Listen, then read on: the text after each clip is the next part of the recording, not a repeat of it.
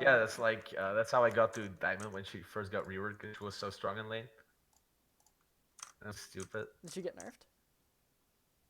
Oh yeah, like five Oh, times. oh It's shit. horrible. Oh shit.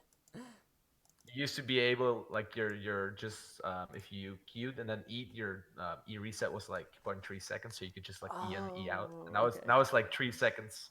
So yeah, Yeah. pretty big nerfs. Oh yeah, that's really important for lane. If you can just E out, that's insane Yeah, for you could lane. just like queue e in e out. Yeah. It was just stupid to trade with. Okay, so these are timings you should look out for. Hold on. Get out Epic Pen. So I'll always tell people you want to try to space. You want to just space right out of his range. So right now, when you're like, oh shit, yeah, yeah, that's fine. Okay, so when you're like back here, you think like Hmm. Vel'Koz's range for his autos is like here. He can probably auto here, and then like maybe he like Qs this way, and it can go like here.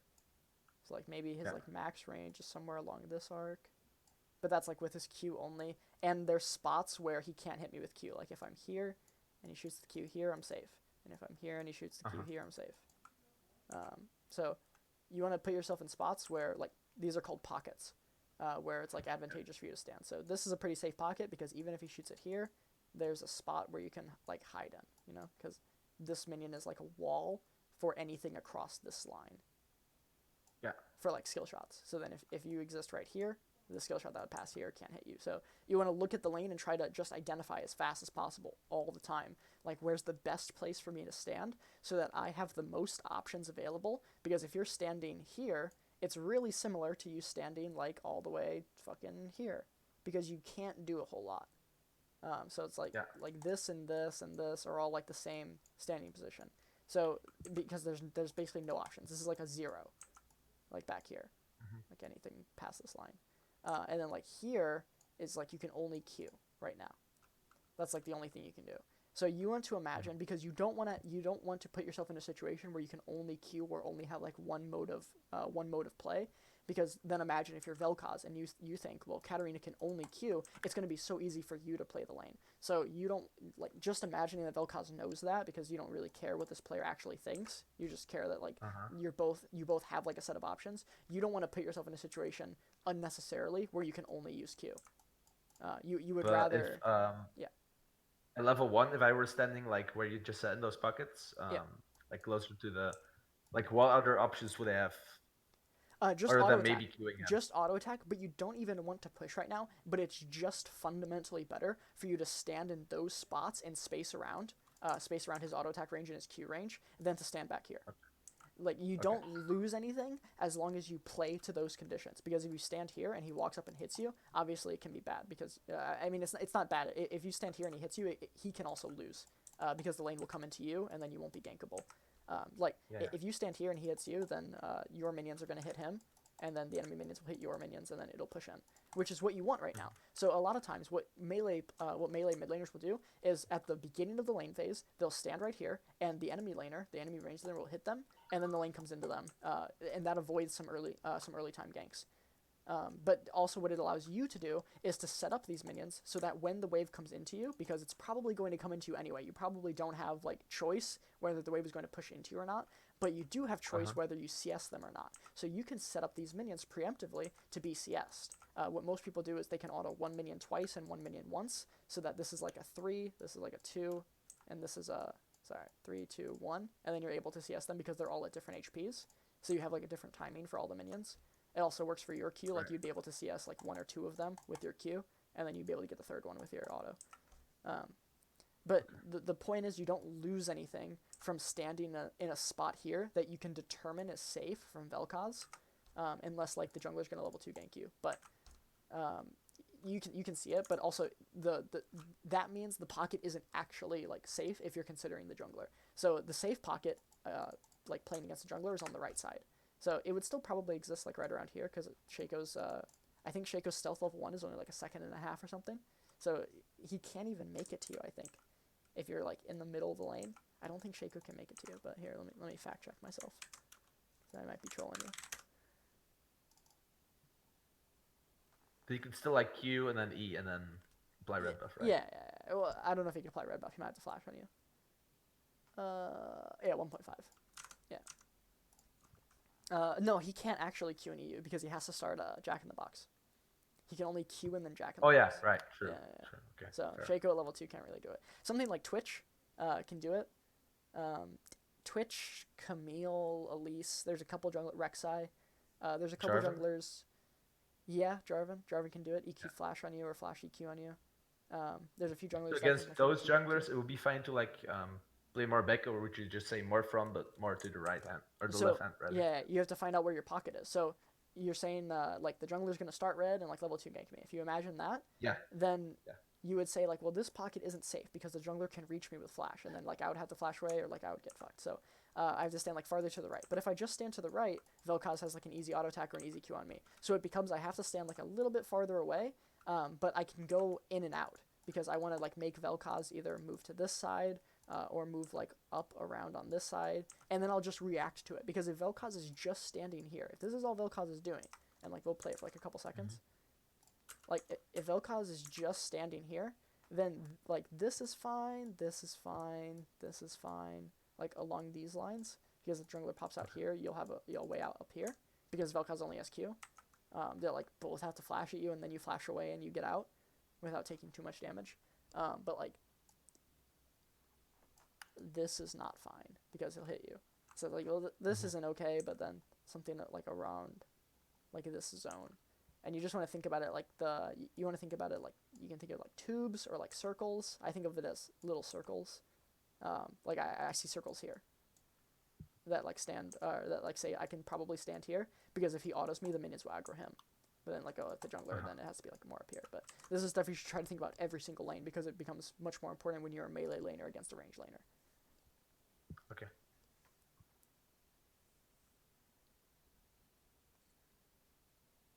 So again, even if you take like an auto attack, if you're able to set up this minion a little bit lower and you're able to walk in and CS it now, because you have Doran Shield, if you only take an auto, you won't actually lose a lot of HP because he'll do like 35 damage with the auto attack, but your Doran Shield over 10 seconds will heal you like almost all of it back. I think Doran Shield over 10 seconds, depending on the health regen of your champ, gives you anywhere from like 25 to 32 health back over the 10 seconds. Okay.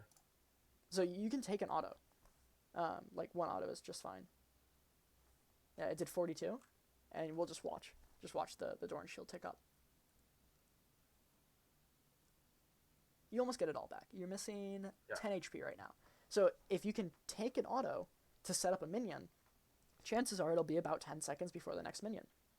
Obviously, sometimes it'll be like closer together, but your Q can help space this out. So you're not actually taking a lot of damage, even though you're interacting with the wave more than you normally are. Right. Okay. So this is like an awkward spot, but it worked out. But then you end up having to take more damage because the wave wasn't properly set up before. So you also have to think about it in like a timeline. Like if you take 42 damage here, and then you take 42 damage here, and then 42 here, because you have Doran Shield, it's way better than if you took 0. 120 at once. 0, yeah, 0, and then 120. This is bad because now you like take 80 when before you only took like 20 or 10. Yeah. So fair enough. Yeah. Yeah, you want to be interacting with the wave, and that's why pockets are so important because it makes safe ways to interact with the lane where maybe all he can do to me is auto attack me. And also he'll take damage if he auto attacks you, and he doesn't have Doran Shield, so that damage sticks. So you might be able to get advantageous trades by doing nothing because he auto attacks you, the ranged minions walk up, hit him. He might be like lower HP now, but this is a pretty bad trade. So we'll talk about this. This happens a couple times. It's just trading with intention. So whenever you go for a trade, you want to think about like what's the purpose of me trading, what triggered the trade, and like what are like the consequences, what's going to happen after the trade. So it happens later around 14 minutes because there was really no reason to trade because you didn't know where like anybody was and there was no real chance of killing him off that trade. So you have to always, when you're going for a trade and when you feel really that you want to go for a trade, because lots of players just like feel that they want to go for a trade, you want to think what's going to happen after I trade. Let's see it one more time. Yeah. So you want to think like right when you E, you want to just like play it out in your head over and over, like before you do it. Like, what do you imagine is going to happen? He's probably, even if he just autos you here, I think he wins. Because you don't control where the wave goes, and you don't have like, you haven't put him at the right HP to set him up for a lethal with this trade, and if you keep trading at this rate, he can just auto attack you to death. Like after this trade, let's say this guy just auto attacks you because he auto attacks you like not even as much as he could. He could have auto attacked you like 3 times before he used any abilities, but then he hit you with all of his abilities. He probably could have killed you, or made you flash away at least. But it's Well, I don't think I ever died because before I went in the second time I still had E, but yeah, that was like a bad trade. I get what you're saying. Yeah. It's a hard thing to explain because it means you have to think of like the whole lane as like one collective like idea. It's really hard to do that because it's really easy just to think of the lane in a sequence of trades that you think are like good in the moment. But even if the trade ends up being bad, the trade can be good if you're setting up for something. So like maybe you lose this trade, but the trade can still be good as if you have a plan for it. But the important thing, like it's way more important to have a plan in the first place than to like even to like win a trade. If you win a trade without a plan, just like this guy could have won the trade, but if he didn't know what he was doing, like his HP could have been just low enough that you could have ended up killing him. So that he won the trade, but he ended up losing the lane because you had a plan about what was going to happen over like the next 45 to 60 seconds that he didn't have. So like it's not just the trade is bad, it's that there has to be thought behind it. That's like that's the hard thing to explain because like how do you go in detail? Yeah, not just randomly going in because he happens to step on the dagger. Yeah. Well, yeah. Not just randomly going in any time for like any reason. Yeah. But yeah, it's a hard thing to get down. Because even if you know you want to do that, how do you do it? How do you have purpose for every movement? Like, pro players don't have that. But it's an idea that everybody should hold. That, like, everything I do should have meaning. Even though I don't, like, expect people to do it perfectly, because I don't do it perfectly. I don't know anybody who really does it, like, super well. This recall's fine. Because they're in like pretty bad spot just because the trades went bad. Yeah. This recall's pretty good actually. You don't really get punished for anything.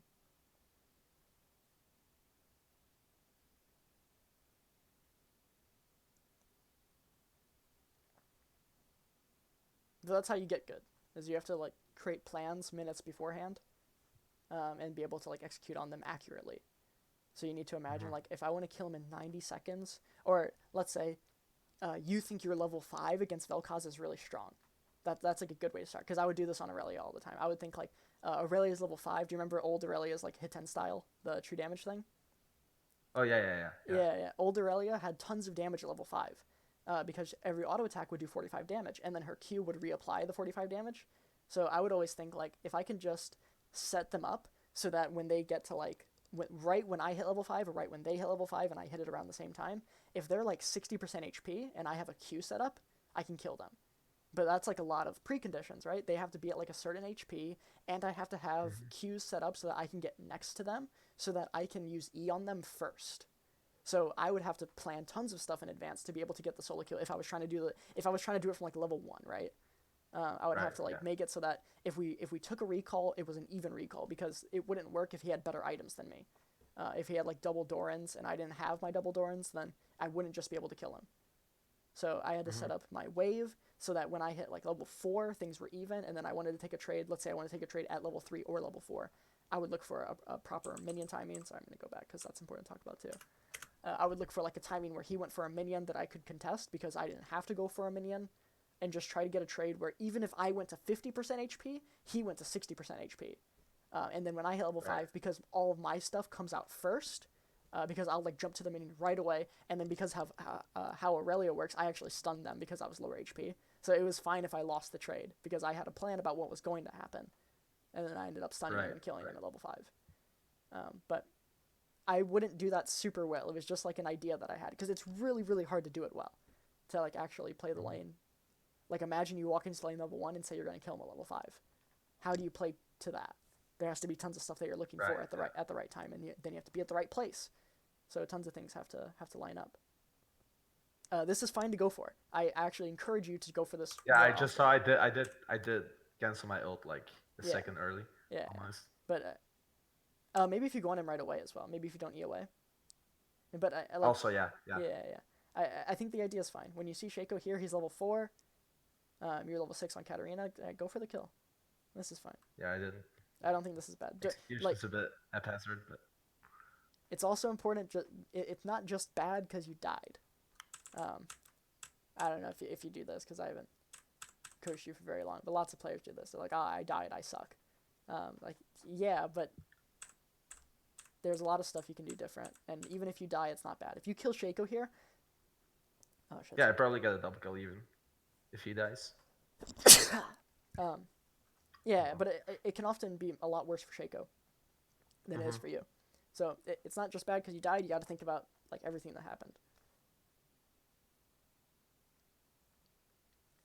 And this is all really good for you. If three people came mid, like your team's roaming, they're messing up. They're playing really weird, but the framework of the situation, like what the opponents did, was really bad for them. So if you can always set this up, set up plays like this, a lot of times your bot lane will stay bot lane, and then Lucian will get pushed away from the turret so that he won't be able to CS anything, and then you'll feel really happy because the opponents can't zone you from CS, but your bot lane can zone Lucian from CS. So the situation is like fundamentally good.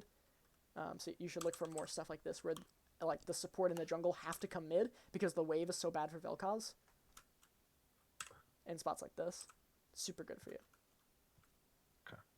This happens out of necessity. Like Vel'Koz is pinging his team to help him because the wave is really fucked for him. So this is all. It looks nice. Kill him because he walks in.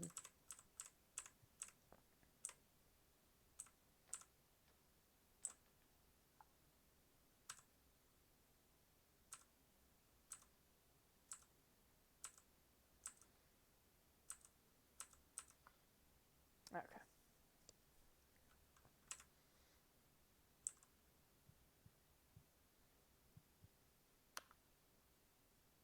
Yeah, there. Okay, so you see him on a ward, but also your bot lane's recalling. So you don't you want to just wait for confirmation that like something's going on. Right. And that's why you go and place the ward in the first place. Do you go place the ward right now? Yeah. So the reason you place this ward, like a lot of people will just place wards too. I see tons of people who are just like, I just need to go place this ward somewhere.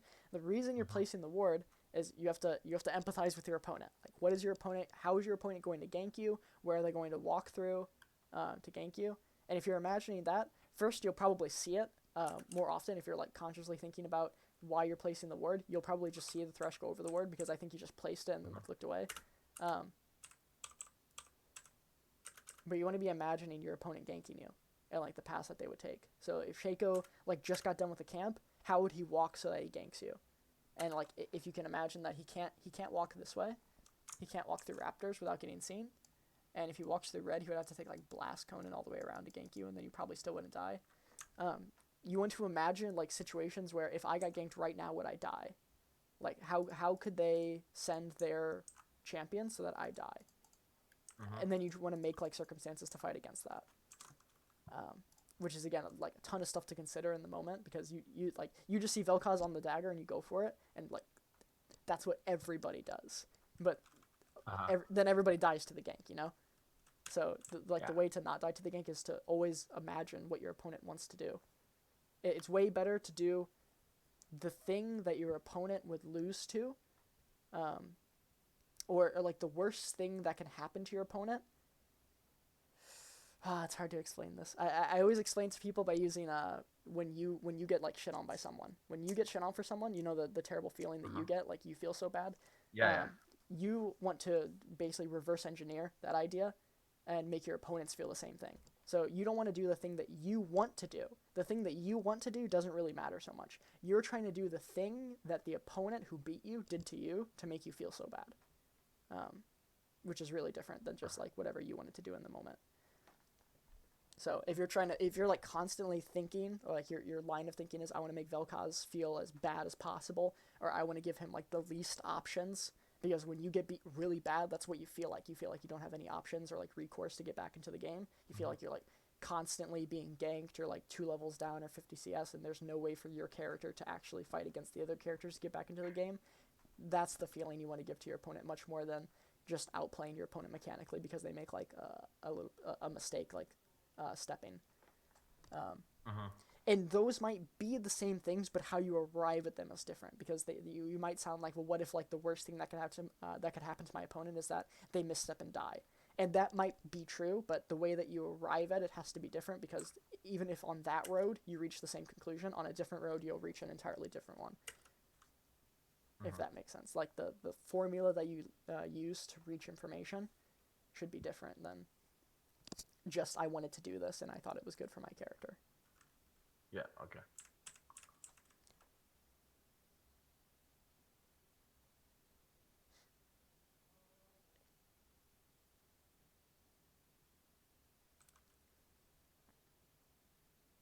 Yeah, Mordecai played that one. But this is just really important for one tricks, because I was a one trick myself. I struggled with this so much, and I needed someone to like properly explain it to me, because the people that I had around that like tried to explain it to me did not do a good job of explaining to me how my thought process should work, so that I'm not just trying to do the perfect Aurelia thing every time. Because I was trying to do I was trying to figure out the numbers, so that if I had like a phage, a longsword, or like a phage and a Dorn's blade, for example, at what levels and what game times were the minions like weak enough where I could use my Q and W, or like my R and Q and not proccing W yet. So I was like, well, I knew all like the perfect Aurelia things to do to get where I wanted, but that wasn't really important because I was still like master. Like I couldn't like actually beat pro players because I wasn't playing lane properly, and I wasn't playing against my opponents really. I was just trying to play. I was playing single player. I was just trying to play Aurelia as well as I could. Okay. But you'll win so much easier playing against your opponent than playing your character to the highest degree.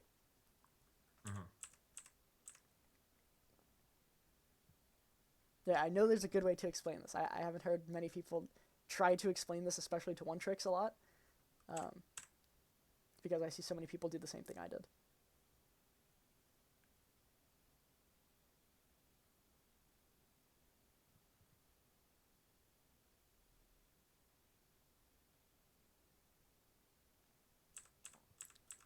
I don't know if there's too much left in this game. Double kill's fine. Oh yeah, then I just talk about items a whole lot. Yeah, so a lot of talking, sorry. I'm just yelling at you for 30 minutes. Yeah, is there anything that doesn't make perfect sense? Because I know I threw like a word salad at you, trying to... It's for me as well. I'm still following so far. Yeah, it's for me as well, because I'm trying to find better ways to explain things to like everybody I coach, you know? So like when I encounter this problem, when I'm coaching a bunch of one tricks, right? And I'm like, okay, they won't play any. I can't get them to do it. I can't get them to play any. They want to play their one trick. Okay, so I have to find ways to explain to try to get them to play their one trick better, because I know like you might look at a Katarina one trick. I don't know if there's like AUS Katarina one tricks and like Grandmaster or Challenger or something, but you might like. I don't think so. There isn't. I know there's like one NA guy. Do you know other Katarina one tricks at least? Oh, Like get evolved. Yeah, you know Cat That's what you Evolved. mean. Yeah. Yeah. Like there's a bunch of one trick Katarinas in NA that like aren't as good as Cat Evolved, and they just can't lane, or they can't play against other characters as well. Yeah. They might have the same Katarina mechanics. It doesn't matter if they can reset perfectly and like use their flash and fast ways. It just isn't important. Like it's not about how well you can play Katarina, even if like that's the only thing that you play. It doesn't matter so much. It's still about how well you can play League of Legends. Like that's why Cat Evolved can also play other champions. That's why like tons of one tricks, if they get really really high MMR, it doesn't matter that they can only play like one champion. They can pick up other stuff, because it at a certain level it stops being about the character. And it's around the level that you're at where it will soon be not about the character. Like as you get to higher diamond, EOS, I'm pretty sure EOS does better than NA. So in NA, I would say like when you hit master, when you hit master, it stops being about your character. So in EOS, I haven't played EOS, but I would say something like if you hit like D2, D1, it stops being about your character as much. Like you can probably get through D4, D3 in almost any region just playing your character really well. But as you get to the higher diamonds of better regions, it's more about League of Legends. It's more about like strategy, like coming to proper conclusions with information. Is way more important than like knowing the perfect Katarina thing. Like I saw you Q Gromp and then you eat behind the wall, and I was like, holy fuck, I didn't know Katarina could do that. But yeah, that's cool and you should do it, but it doesn't matter a whole lot.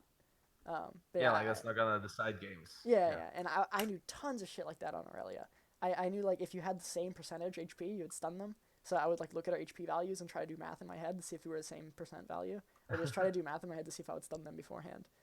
Um, there was like a quarter second like lockout timing when I would kill something with my Q. If I Q'd to something and it didn't die, you could react and R it, like the Transcendent Blades, and then it would actually give you the refund, because there's like a Oh, quarter really? second timing. Yeah, and the new Q is actually super forgiving on it, but you don't have anything to like use right away. Because when you were flying in Q, in old Blade Surge, you could use R at any point. You had full control, but like new Aurelia can't do anything when she's queuing. But it's still like really forgiving. Like if another minion or another champion kills the same thing that you're queuing, and like I think it's even more than a quarter second now, you just get your Q back. It's hilarious. But I don't like new Aurelia so much. But that's why I try to help people with that stuff, because I encountered tons of problems basically doing like the same stuff that I see tons of one tricks doing. Like because I just liked my character so much, and I thought if I just kept playing my character better and better, I would get challenger. But it's not how things work. Right. Yeah. Yeah. So I hope that makes sense. It does. Yeah. Yeah. Yeah. It does. Yeah. Do you have any questions? Otherwise, that's all I got. Yeah. Not about this game. It's probably like something I want to talk about more maybe next session. Okay. Like later in the game when things stall out, and let's say they're like playing very safe or ahead, but we can't really dive them, and they're just wave clearing. Yeah. I usually have no clue where to go. But yeah. Yeah. You have to go side lane. What I see Katarinas do, this is just like a rule of thumb. Obviously, every game's like going to be super different. But as I see Katarinas go into side lane, they Fizz. If you can watch Fizz players as well, like watch Katarina mains and then watch Fizz players and see if they do like similar stuff. You can watch replays to figure this stuff out all the time, because you'll see that like it's really easy to identify the situation. Like the enemy team is like a Zir or like a Nivea, and they keep wave clearing, and then what does the assassin do? And a lot of times what I see is they'll go into the side lane and then they'll walk into the jungle, like looking for somebody just like straggling to just get a free kill. But eventually, if they have flash, they will just try to flash in and dive. And it's a lot. You'll see it probably a lot more often with Katarina than you will with Fizz. But Fizz will do the same thing, but often in the side lane, you just flash and try to kill someone. Okay. But most of the time, you just stay in the side lane, try to push the side lane as fast as possible, especially if you're fed, and then you move. Because you're not good at taking towers. You're not gonna hit the tower and like everybody's gonna come down and try to stop you. So if you push the lane, it might be that you just have to push the tower, but you have to look mid and see like, can you kill someone? If you can kill 2 people and die, do you get the turret? A lot of times that's another spot where killing people and dying is really good, because you just need the tier 3, or even like the tier 2 sometimes, to get like control of Baron. So if you can flash in, kill a couple people, and then instantly die, either your team can clean up the rest, or that's all you needed in the first place to get the turret. But yeah, some comps will feel terrible to play Katarina against, because Katarina is like not like the perfect scaling character, you know. So you might play 30 minutes of a game and then feel like Katarina sucks now, and sometimes she does. Yeah, basically. Yeah. Okay. I hope it was helpful. I'll send the video to you Okay. as well. Yeah, definitely. Yeah. All right. Talk to you later. Thank you. Yeah. See ya. Ciao.